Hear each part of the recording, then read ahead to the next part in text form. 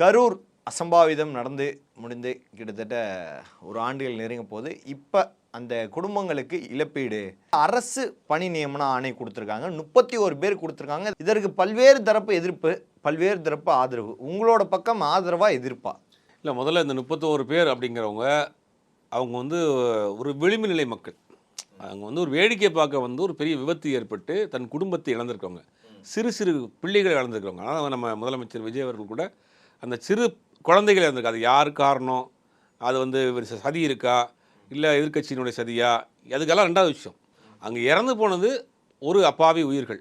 அவங்க வந்து வேடிக்கை பார்க்க வந்து உயிர் விட்டுருக்குறாங்க.